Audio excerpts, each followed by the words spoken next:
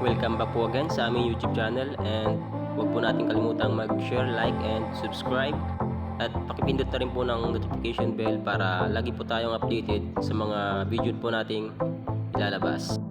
So ayan, bago po tayo mag-umpisa sa vlog na to, gusto ko lang magpasalamat siyempre unang-una kay God, and pangalawa sa inyong lahat guys. Ayan, sa mga silent viewer at sa mga subscriber ko, sa mga hindi po nag-i-skip ng ads. Ayan, maraming po salamat sa inyo guys. At sa mga OFW po natin dyan, lagi po kayo mag-iingat guys.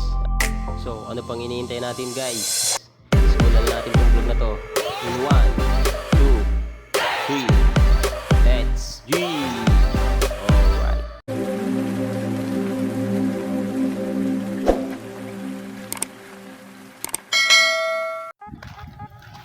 Tara! Sisilipin mo natin dito sila, ibubong. Dito pala. Ayan guys, oh. Sila ibubong. Si Angel. Si Angel guys. Yan o, walang ipin.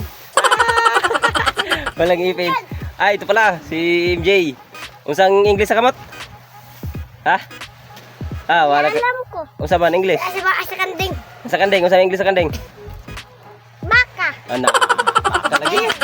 Grabe bright Baka, ikaw bong, sa kamot bong. Kamot. Iya tungin. Isa po na yun Barure. Baruri. Baruri gani. Baruri pala guys, sa daliri. Ang English. Kabaw. Ang English sa bintana, Sa bintana. abre-abre. Dili kaya nga. Sa bintana. Bukas sarado. Bukas sarado. Ayos. Matalino talaga. Sige na, Mos. Isda. Ha? Buwad. Buwad daw. Pasado alauna nga po ng hapon, kami ay pumalaot. Ang tawag pala sa panagat na itong mga master ay likos. By the way pala mga master, kung bago pa lang kayo sa aming channel, ay huwag niyo pong kalimutang mag-share, like, and subscribe para po sa susunod na aming upload ay updated na po kayo. Lawak ng tamban guys.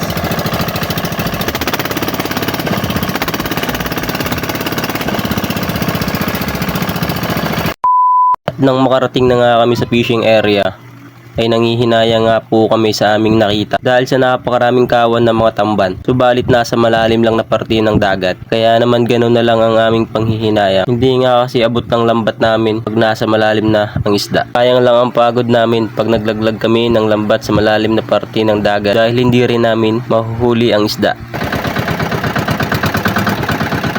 Guys, grabe yung tamban natin. Kapal. Sana mahuli natin to.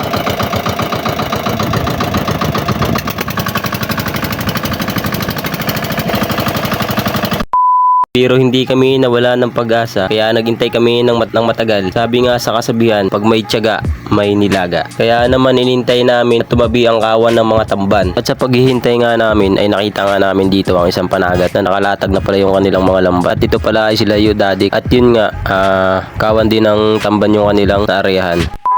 After nga po ng ilang oras na pag-iintay ay hindi kami nabigo at biglang tumabi ang kawan ng mga tamban. Kaya naman hindi na namin ito binigyan ng pagkakataon. Agad naming nilaglag ang aming lambat. Ang sa ganon ay hindi na ito makawala pa. Siguro inabot din po kami ng 2 oras bago namin na ilaglag ang aming mga lambat.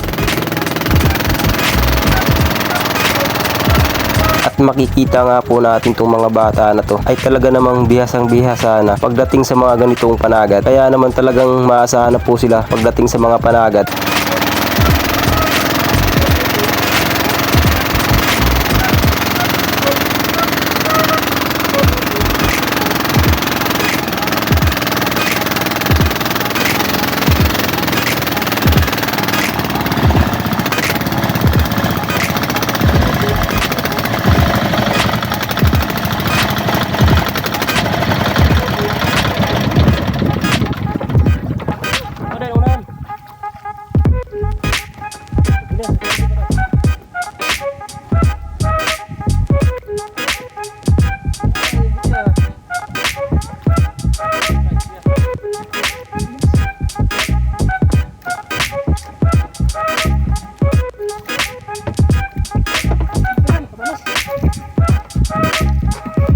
pa ba?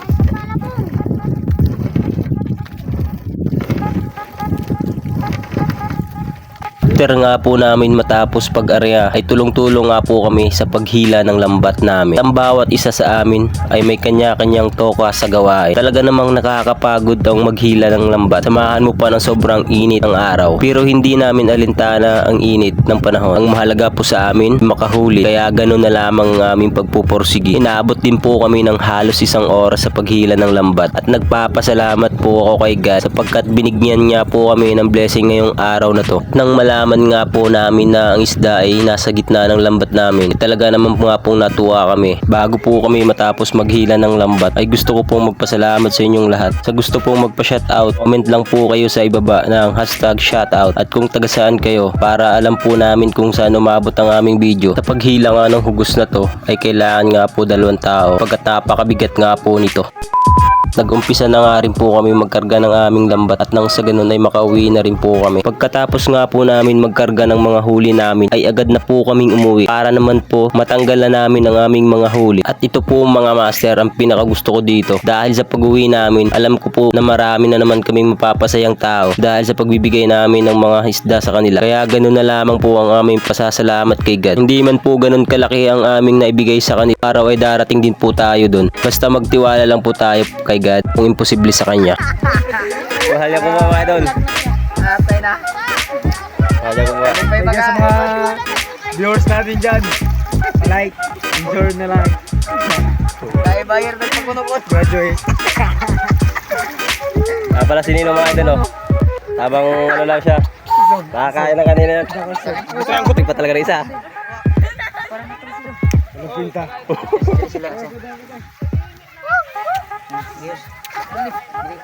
Isa pa lang yan, isa pa lang.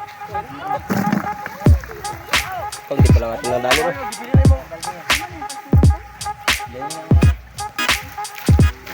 Ay, lab. Teka. Ay, ito pala guys yung aming pangulam guys kasi kaninang tanghali bagoong ang aming ulam. Gulo mo ng bugong? Dayo ka nga masudan kaninang udto kay Bao.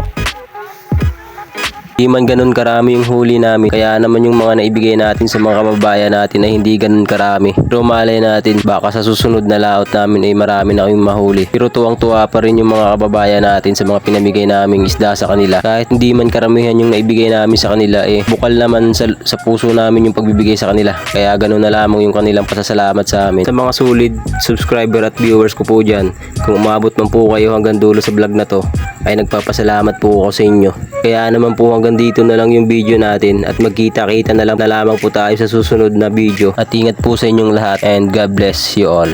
Thank you. Ang huli ay